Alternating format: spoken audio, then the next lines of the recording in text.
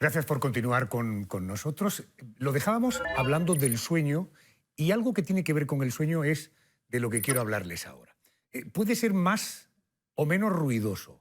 Puedes taparte la boca delicadamente con la mano o no puedes hacerlo. Puede estar provocado por sueño, por aburrimiento o por otras causas. Sea como sea, todos bostezamos. Es un gesto involuntario. Abrimos mucho la boca, inspiramos profundamente y luego expiramos de forma prolongada y a veces incluso ruidosa. La pregunta que nos hacemos es, ¿por qué se contagian los bostezos? Para hablar de este asunto me acompaña en el plató, tengo el honor de recibir a Miguel Ángel Arráez, especialista en neurocirugía, doctor en medicina y cirugía, es el fundador del Instituto Arráez de Neurocirugía Avanzada. Yo creo que usted se hizo muy conocido, uno, por operar a alguien del cerebro teniendo conciencia y también, como no, por operar, intervenir al alcalde de la ciudad, ¿no? Pues sí, efectivamente. Buenas noches y bienvenido. Muy buenas noches, don Adolfo. Muchísimas gracias. Dígame una cosa, ¿quién da la orden para bostezar? Porque tengo claro que la orden la da el cerebro como casi todo en nuestra vida, en nuestro organismo, pero ¿qué parte del cerebro ordena que bostecemos? Pues como usted muy bien dice, es el cerebro el que da la orden y nosotros siempre asimilamos dentro de la anatomía y de la fisiología al cerebro como el gran ordenador de nuestro organismo y considerando el ordenador como la unidad central de procesamiento, digo, del cuerpo humano, pues hay una zona que es la que verdaderamente genera, casi si se me apura, pues la vida, la respiración.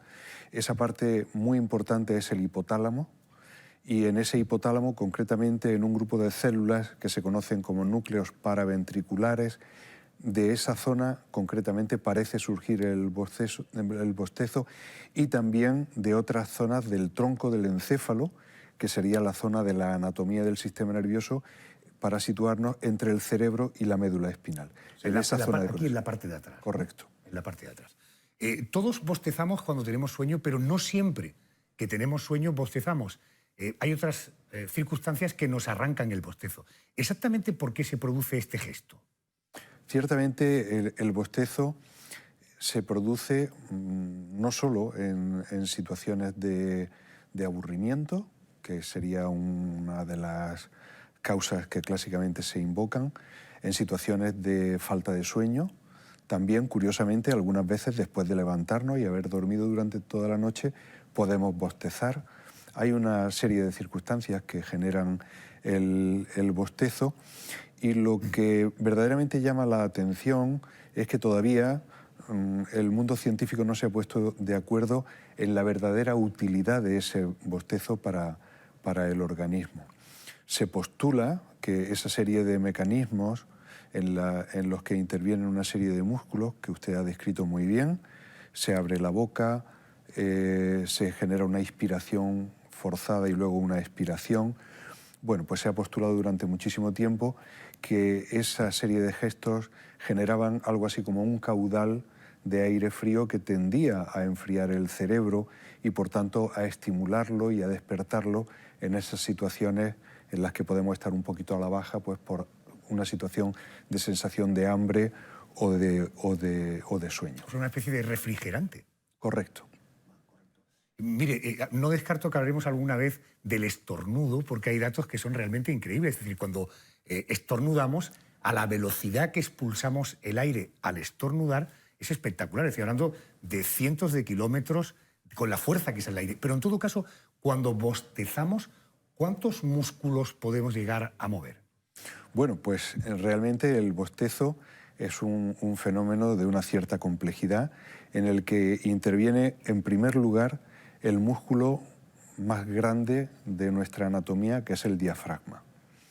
A continuación... Perdón, el diafragma es el pecho. El diafragma sería el músculo que está justo debajo de los pulmones y que hace que los pulmones tengan un efecto como de fuelle para la inhalación de aire o la expiración de aire. Entonces se produce una contracción de manera que se genera una inspiración de aire y posteriormente se abriría la boca, se abrirían los músculos maseteros temporales y se generaría el bostezo. Intervienen muchos músculos, pero no tantos como, por ejemplo, en otras actividades del ser humano, como por ejemplo el beso. Curiosamente, el beso mueve nada más y nada menos que 168 músculos. El bostezo queda un poquito por detrás del beso en esta... ¿Pero se refiere al beso amoroso de un padre, al beso apasionado con tu pareja? Cualquier tipo de beso llega a mover tanta cantidad de músculos. Este sería el promedio. Si se trata de un beso frío a nuestra suegra, pueden bajar unos cuantos músculos. Si se trata de un beso muy apasionado, podemos subir y llegar a cerca de 200. Correcto. Depende, por situarnos. Doctor, me ha dicho que se postula que probablemente el bostezo tenga un efecto, una finalidad refrigerante para el cerebro. ¿Hay alguna otra hipótesis? Es decir, ¿tiene algún efecto terapéutico el bostezo? Pues ciertamente no, y es una muy buena pregunta, porque la mayoría de nuestras acciones o de nuestros fenómenos fisiológicos tienen una explicación y tienen un sentido. Por ejemplo, si tenemos sueño, nos vence el sueño, caemos dormidos, se apaga el ordenador se apaga pues sencillamente para permitir que al día siguiente esté perfectamente en funcionamiento. Sin embargo, no se ha conseguido encontrar ninguna acción fisiológica posterior al bostezo que claramente demuestre o justifique su aparición. Esa es la realidad. Si a usted le estuviera aburriendo esta entrevista, cosa que confío que no ocurra, probablemente bostezaría y probablemente su bostezo me lo contagiaría a mí. Vuelvo al planteamiento inicial. ¿Por qué se pegan los bostezos? Bueno, yo quiero aclarar que es prácticamente imposible que yo me aburra en una entrevista con usted. Muy amable, dicho esto, suponiendo ese caso de un bostezo en el que hay más personas, efectivamente el bostezo se contagia. Y ese bostezo contagioso, que así se llama, tiene una explicación fisiológica en otro fenómeno que se conoce como el fenómeno de las neuronas en espejo. Hay determinadas circunstancias que hacen que las neuronas de una persona y de otro individuo, digamos, conecten, empaticen y generen la misma acción. Esa acción es una acción mimética y en ese contexto el bostezo pues, se puede contagiar y se puede pegar.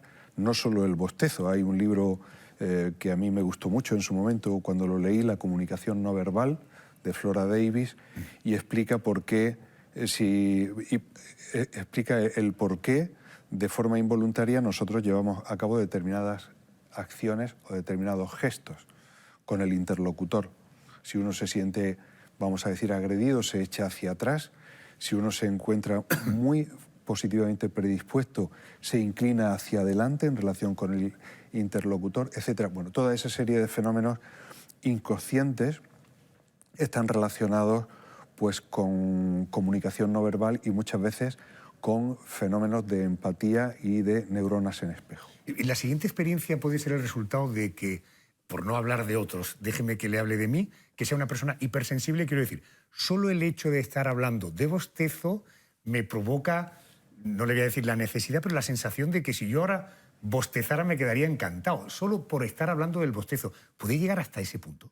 Puede llegar hasta ese punto e incluso no solo por hablar del bostezo, sino simplemente por leer acerca del bostezo. Se puede generar, como digo, ese fenómeno sincrónico, un tanto difícil de explicar, pero que conocemos como real. Qué bueno. ¿El bostezo es un acto reflejo que no se puede y no se debe evitar? Bueno, ciertamente en una circunstancia en la que uno estuviese solo, no hay ninguna razón para evitarlo.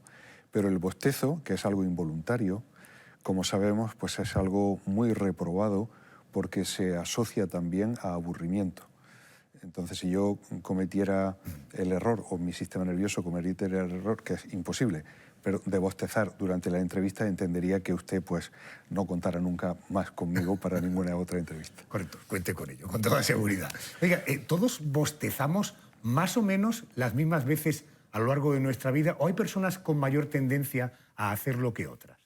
Bueno, indiscutiblemente hay personas que tienen, o mejor dicho, deben tener más tendencia a bostezar. Es muy difícil saber exactamente lo que ocurre en toda la población. Yo estaba siguiendo antes con muchísimo interés su programa. y oyendo qué ocurre con qué ocurre con el bostezo de esos 7.000 millones de habitantes que podrían pisar al mismo tiempo la Tierra, ¿no? Es muy difícil.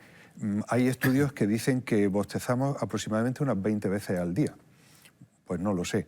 Hay otros estudios que dicen, no, bueno, entre unos días y otros, en la vida de un individuo que llegue a la edad adulta, anciana, 250.000 situaciones de bostezo. Bueno, pues esas son las estadísticas, no sé hasta qué punto ajustadas, y ciertamente difícil saber hasta qué punto hay gente que bosteza más que otra. En todo caso, lo que sí podemos afirmar con todo rigor, que el ser humano, el cuerpo humano, no hace nada de forma gratuita. Por tanto, si aquello es solo una hipótesis de que el bostezo puede ayudar a refrigerar el cerebro, en todo caso, seguro que alguna función tiene, ¿no?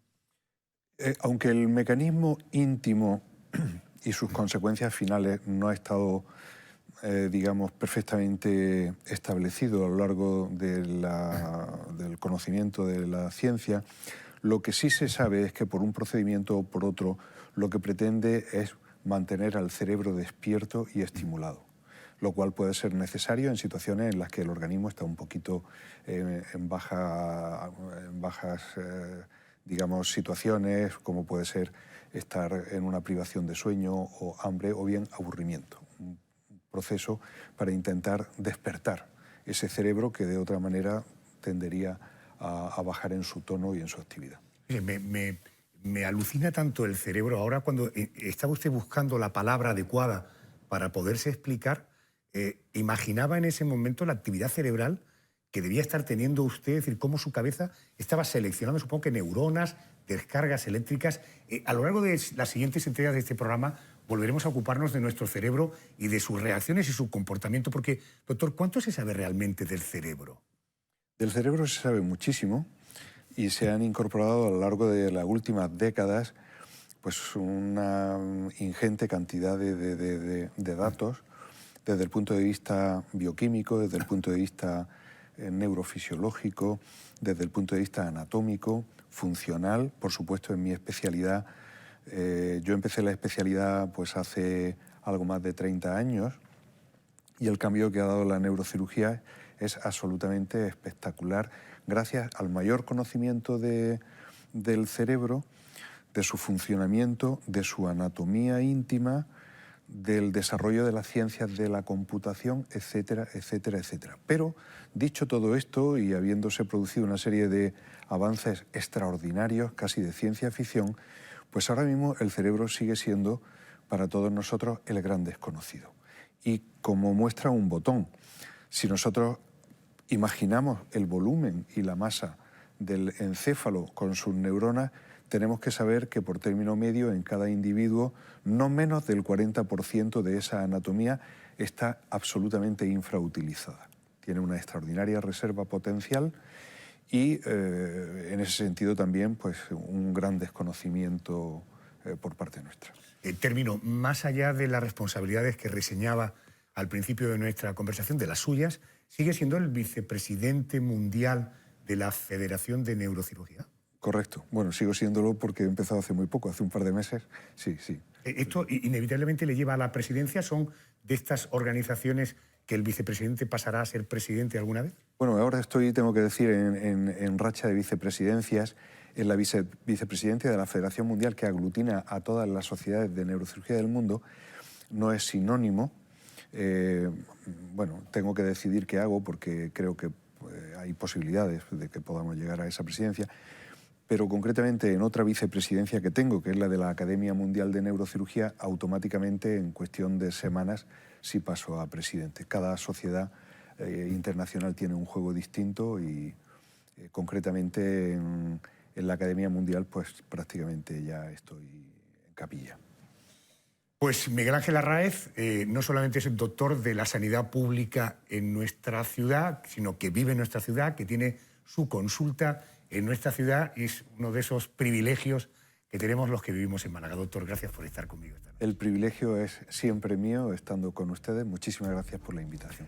Gracias, y a ustedes gracias por su atención. Nos encontramos en 7 días para formular una pregunta tan sencilla como el porqué de las cosas que muchas veces las respuestas no suelen ser tan sencillas. Gracias, que descansen y hasta la semana que viene.